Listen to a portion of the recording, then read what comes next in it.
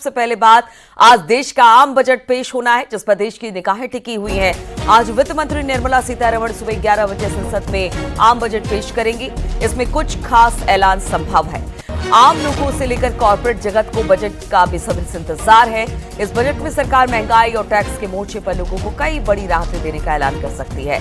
इनमें सबसे बड़ा तोहफा टैक्स छूट के तौर पर मिलने की संभावना जताई जा रही है। जैसा मिडिल क्लास हमेशा लगाता है बजट से, तो उम्मीदें बहुत ज्यादा है। क्या टैक्स छूट मिलेगा, क्या कॉर्पोरेट जगत को राहत मिलेगी, क्या अर्थव्यवस्था जो है वो आगे निकलेगी।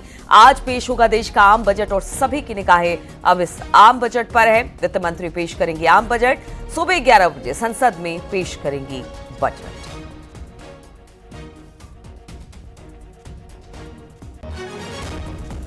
तो देश की अर्थव्यवस्था को आगे ले जाने वाला ये बजट होगा। सरकार अगर पहले ही कह चुकी है, और सबसे बड़ी बात है कल आर्थिक सर्वेक्षण पेश किया गया और उस पर भी यही कहा गया कि देश को आगे ले जाने का एक विजन है। लेकिन चाहे कॉर्पोरेट हो, आम लोग हो, सभी को इस बजट का इंतजार है। क्या टैक्स में छूट मिलेगी, क्योंकि देखिए जो आम मिडिल क्लास लोग हैं उनको सबसे ज्यादा इंतजार इसी बात का रहता है कि जो कमाई उनकी तरफ से की जा रही है उस पर टैक्स से थोड़ी छूट मिले, और इसी टैक्स के छूट के साथ वो भी खुश होते हैं कि चलिए उनको भी थोड़ी सी राहत मिली। इसके अलावा चाहे वो किसान हो, चाहे वो महिला हो, या फिर युवा हो, कॉर्पोरेट जगत हो, सैलरी क्लास लोग हो, सभी को इस बजट से काफी ज्यादा उम्मीद है। मोदी 3.0 का ये बजट है और देखना होगा कि जब आज बजट को सदन पटल पर रखा जाता है तो किसको किसको किस तरह से राहत मिलती दिखाई देती है। सरकार किस तरह से इस बजट को आज रखेगी और किसके लिए ये फायदेमंद साबित होगा।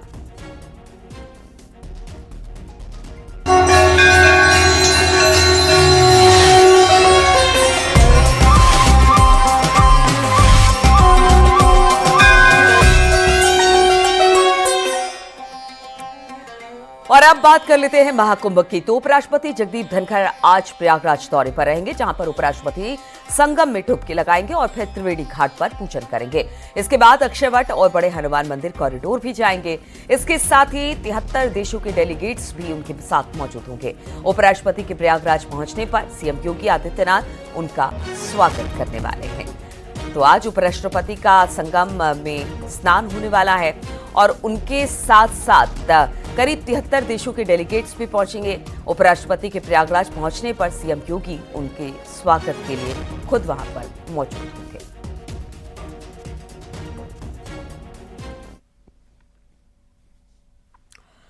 और सीएम योगी आदित्यनाथ आज एक बार फिर से प्रयागराज महाकुंभ पहुंचेंगे, जहां पर उपराष्ट्रपति के प्रयागराज पहुंचने पर उनका स्वागत करेंगे। साथ ही कुछ कार्यक्रमों में शामिल भी होंगे और इसके बाद सीएम योगी वसंत पंचमी पर होने वाले महाकुंभ के महास्नान और प्रधानमंत्री मोदी के 5 फरवरी के प्रयागराज दौरे की तैयारी की भी समीक्षा करेंगे।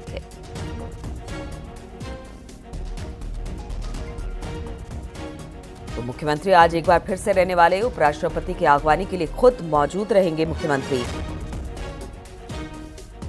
और इस दौरान कहा यह जा रहा है कि वसंत पंचमी का जो स्नान है वो भी किस तरह से किया जा रहा है, किस तरह की तैयारी है, उस पर भी समीक्षा करेंगे। प्रयागराज से राजीव इस वक्त हमारे साथ जुड़ गए हैं। राजीव, रोजाना श्रद्धालुओं की तादाद बढ़ती चली जा रही है और आज 73 देशों के डेलीगेट्स के साथ उपराष्ट्रपति वहां पर पहुंच रहे हैं। कब तक वहां पर पहुंच जाएंगे, और बाकी भी दिखाइए कि किस तरह से संगम में स्नान इस वक्त चल रहा है। अब देखिए नीलू, महाकुंभ 2025 में लगातार श्रद्धालुओं के आने का सिलसिला जारी है। सबसे पहले मैं आपको दिखाना चाहूंगा कि आप खुद देख सकते हैं कि इस वक्त मैं संगम के प्रमुख मार्ग पर खड़ा हूं, जहां पर लाखों की संख्या में जो श्रद्धालु हैं वो दिन रात संगम क्षेत्र के विभिन्न घाटों पर पहुंचकर स्नान कर रहे हैं। और अगर कल की बात करें तो करीब 1,82 लाख से अधिक लोगों ने स्नान किया था और ये सिलसिला लगातार जारी है। कुछ लोग हमारे साथ मौजूद हैं, सबसे पहले इनसे बात कर लेते हैं। कहाँ से आए हैं आप? हम मेरठ से आए हैं। कैसी व्यवस्था? बहुत अच्छी व्यवस्था है और संगम पे ही स्नान हुआ है। 2 किलोमीटर पैदल चल के जो अफवाहें फैलाई जा रही हैं कि यहाँ मत आओ, इतनी भीड़ है, कोई भीड़ नहीं है। हम मेरठ से आए, गाड़ी से आए, गाड़ी हमारी संगम से 2 किलोमीटर पैदल रुकी, हम स्नान करके वापसी। अब आप लोग कहाँ से? देखिए, हम लोग सब पेशे से अधिवक्ता है। हम लोग गाजियाबाद से आए हैं और 144 साल बाद ऐसा योग बना था आस्था का विषय था। घर वाले भेज बड़ी मुश्किल से रहे थे, डरते हुए आए थे, लेकिन यहाँ पे आके देखा है तो कोई अव्यवस्था नहीं है। केवल सोशल मीडिया पे गलतफहमी फैलाई जा रही है, गलत सूचना प्रसारित करी जा रही है। बड़े आसानी से दर्शन स्नान हो रहा है, गाड़ी की से आए हैं, कोई हमें परेशानी किसी प्रकार की नहीं हुई, ना ज़्यादा चलना पड़ा है हमें। जैसा कि आपने सुना कि भले ही यहाँ पर जो घटना हुई थी उसके बाद जो व्यवस्थाएं हैं उनको और तो दुरुस्त किया गया था, जिसके चलते करोड़ों की संख्या में लगातार यहाँ पर श्रद्धालुओं के पहुंचने का सिलसिला जारी है। क्योंकि आज बेहद खास दिन है, क्योंकि आज देश के उपराष्ट्रपति जगदीप धनखड़ भी 11:45 पर वो प्रयागराज पहुंचेंगे और 4:05 तक वो प्रयागराज में रहेंगे। इस दौरान वो संगम क्षेत्र में, इसी संगम क्षेत्र में पहुंचकर डुबकी लगाते हुए नजर आएंगे और फिर जो लेटे हुए हनुमान जी हैं उनका दर्शन करेंगे और साथ ही साथ जो अच्छे भट्ट है उसका भी दर्शन करते हुए नजर आएंगे। इसके साथ ही साथ वो कुछ पूज्य साधु संतों से भी मुलाकात करेंगे। इसीलिए उत्तर प्रदेश के मुख्यमंत्री योगी आदित्यनाथ उनकी अगवानी के लिए पहुंचेंगे, वो उनकी अगवानी करेंगे। और जो इसके साथ जो 73 देश हैं उनके राजनयिक भी आज इस दिव्य भव्य कुंभ को देखने पहुंच रहे हैं, जिसको लेकर यहाँ पर सारी तैयारियां पूरी कर ली गई हैं। आप देख सकते हैं कि लगातार लोगों में जोश है, उत्साह है। कहाँ से आप आए हैं? हम जयपुर से हैं, जयपुर राजस्थान से, और हमें बहुत अच्छा लगा। क्या व्यवस्था है, जहां देखो उधर ही व्यवस्था है, व्यवस्था।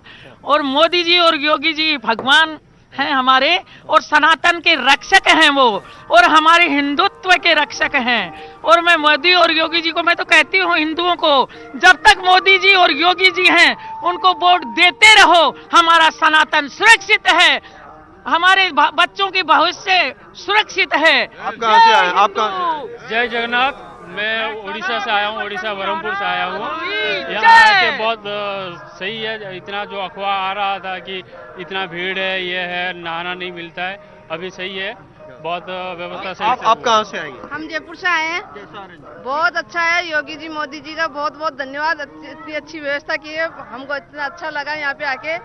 और सब लोग आओ, दर्शन करो और बढ़िया। आप कहाँ से आए? जयपुर से। कैसी व्यवस्था है? बहुत अच्छी व्यवस्था है और मोदी जी योगी जी को बार बार धन्यवाद है, जिन्होंने बहुत अच्छी, लोग अफवाह उड़ा रहे थे कि ये हो रहा है वो हो रहा है, बाकी हमने देखा यहाँ आकर बहुत शांतिपूर्ण वातावरण में। आप लोग कहाँ से? अलवर राजस्थान से। बड़ी अच्छी व्यवस्था है, ऐसी कोई बात नहीं है, अफवाह फैला रखी थी, अच्छी व्यवस्था चल रही है। आप कहाँ से? हम नेपाल से आए, नेपाल जनकपुर से। हम लोग जितने सोचे थे उससे बहुत अच्छा व्यवस्था किया हुआ है, और इतना हो सकता है हमें सोचा ही नहीं था। इतना भीड़ में, जब मीडिया में जो भीड़ देख रहा था उसके अनुसार व्यवस्थापन बहुत अच्छा किया है इस भारतीय सरकार ने। आप सरकार? बहुत ही बढ़िया बंदोबस्त है योगी जी का, बहुत अच्छा। आप कहाँ से आए? हम उत्तराखंड से आए हैं, चंपा से। योगी जी की बहुत बढ़िया अच्छी व्यवस्था लगी हमें, उससे देख के हम खुश हैं। आप देख सकते हैं कि ये वो लाखों की संख्या में जो श्रद्धालु हैं जो महाकुंभ में स्नान के लिए पहुंच रहे हैं, और खुद जो योगी मोदी सरकार द्वारा महाकुंभ में आने वाले श्रद्धालुओं की सुख सुविधा और सुरक्षा के लिए इंतजाम किए गए हैं, उनकी जमकर तारीफ कर रहे हैं। बिल्कुल, तो लोग बड़े खुश हैं, प्रसन्न हैं, वे इंतजामों की बड़ी तारीफ हो रही है। लोगों का कहना था कि जिस तरह से सोशल मीडिया पर खबरें फैलाई जा रही हैं वो बिल्कुल झूठ है, और हम यहाँ पर आए तो हमें बड़ी अच्छी तरीके से वहां पर स्नान का पुण्य लाभ मिला है, और सब इसी खुशी के साथ अब घर लौट रहे हैं। बहुत बहुत शुक्रिया राजीव आपका हमारे साथ जुड़ने के लिए। और देखिए, एक तरफ कुंभ का स्नान चल रहा है। प्रधानमंत्री मोदी 5 फरवरी को प्रयागराज पहुंचेंगे। प्रधानमंत्री मोदी लगभग 5 घंटे संगम नगरी में रहने वाले हैं। सुबह 11 बजे सबसे पहले प्रधानमंत्री मोदी बमरौली एयरपोर्ट पर उतरेंगे। सीएम योगी एयरपोर्ट पर प्रधानमंत्री मोदी की अगवानी करेंगे। एयरपोर्ट से हेलीकॉप्टर से प्रधानमंत्री मोदी अरैल के डीपीएस हेलीपैड भी जाएंगे। इसके बाद प्रधानमंत्री मोदी गंगा स्नान करने के लिए क्रूज से संगम पहुंचेंगे। प्रधानमंत्री मोदी गंगा स्नान और पूजन के बाद सेक्टर 6 में लगाए गए स्टेट पवेलियन का निरीक्षण भी करने वाले हैं। प्रधानमंत्री मोदी नेत्र कुंभ भी जाएंगे।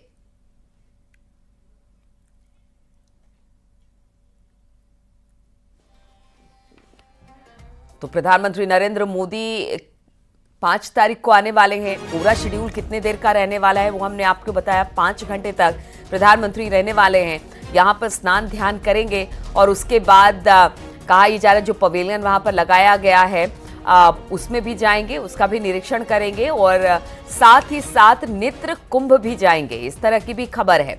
प्रधानमंत्री आ रहे हैं और देखिए आज उपराष्ट्रपति का दौरा है तो 5 तारीख को प्रधानमंत्री का। आज मुख्यमंत्री यहां पर पहुंचेंगे तो ये भी देखेंगे कि प्रधानमंत्री और जो बड़ा स्नान बसंत पंचमी का है उसको लेकर किस तरह की तैयारी है। तो 5 फरवरी को संगम में डुबकी लगाएंगे प्रधानमंत्री नरेंद्र मोदी। 5 घंटे का उनका कार्यक्रम होगा और इस 5 घंटे के कार्यक्रम में वो डुबकी लगाने के साथ साथ सेक्टर 6 में स्टेट पवेलियन का निरीक्षण करेंगे और उनकी आगवानी के लिए खुद मुख्यमंत्री योगी आदित्यनाथ मौजूद होंगे। प्रयागराज महाकुंभ में वसंत पंचमी पर तीसरे अमृत स्नान के चलते महाकुंभ में श्रद्धालुओं की भारी भीड़ उमड़ने की संभावना है। महाकुंभ नोडल अधिकारी की ओर से रूट डायवर्जन प्लान तैयार किया गया है।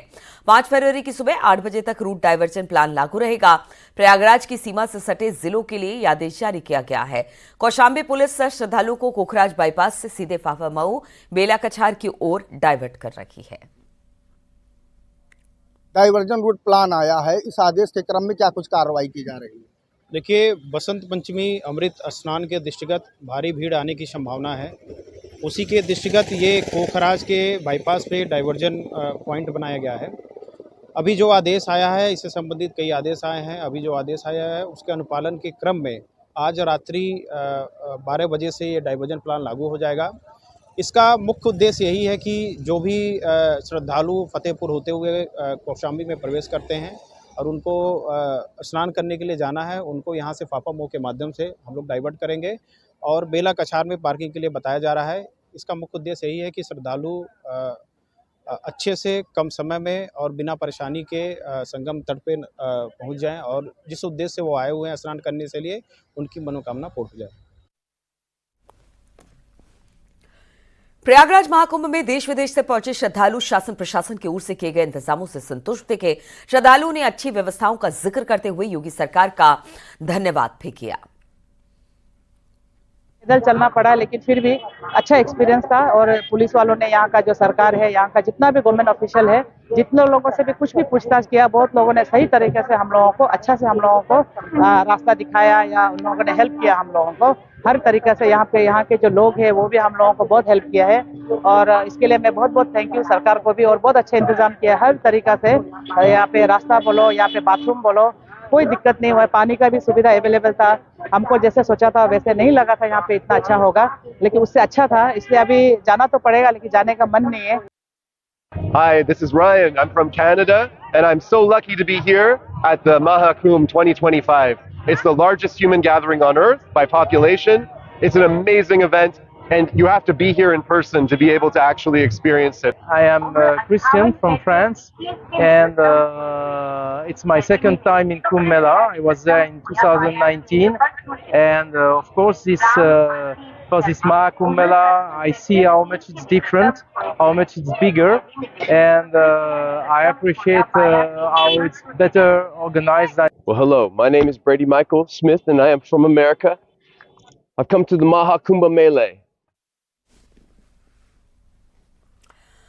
और महाकुंभ में हुए हादसे की जांच तेज हो गई है। न्यायिक जांच आयोग की टीम शुक्रवार को महाकुंभ क्षेत्र पहुंची। टीम ने पहले अधिकारियों के साथ बैठक की, हालात और घटना के बारे में जानकारी ली। अधिकारियों के साथ मीटिंग के बाद टीम घटनास्थल पर पहुंची। इस दौरान भी टीम के 7 ऑफिसर्स मौजूद रहे। टीम ने मौके पर पहुंचकर बारीकी से घटना की जांच की।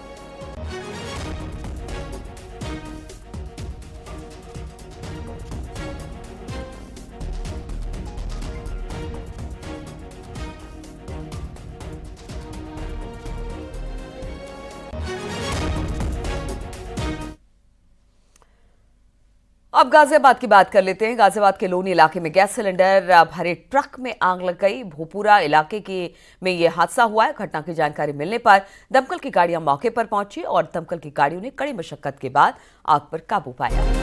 वो तो गनीमत रही कि हादसे में किसी की जान नहीं गई। आग लगने से आसपास की 3 गाड़ियों को नुकसान पहुंचा।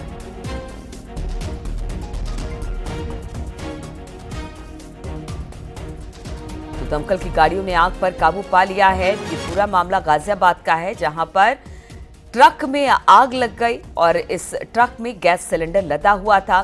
भीषण आग लग गई। आसपास खड़ी 3 गाड़ियों को इससे नुकसान हुआ है। तस्वीरें हम आपको दिखा रहे हैं किस तरह से यह हादसा हुआ। अगर सिलेंडर फटता तो आप समझिए कि कितना बड़ा हादसा और हो सकता था, लेकिन जो ट्रक टकराई उसमें सिलेंडर नीचे गिरे, आग लगी, लेकिन 3 गाड़ियों को नुकसान पहुंचा है। लेकिन फिलहाल आग पर काबू पा लिया गया है, क्योंकि समय रहते दमकल की गाड़ियां वहां पर पहुंची और आग पर काबू पा लिया गया है। इस समय दिल्ली वजीराबाद रोड पर मौजूद हैं। एक ट्रक में आप देख सकते हैं एलपीजी से भरा ये ट्रक था, जिसमें लीकेज हुई और आग लगी। आग के बाद जो यहाँ का मंजर था वो बहुत ही भयावह था, और ये सिलेंडर जो थे एलपीजी के, ये एक एक करके फटने लगे, और जिसकी दहशत दूर दूर तक दिखाई गई। आप तस्वीरों में देख सकते हैं किस तरह ये आग लगी, और जो आस पास के घर थे उनमें लगातार अफरा तफरी का आलम हो गया और उन्हें खाली कराया गया।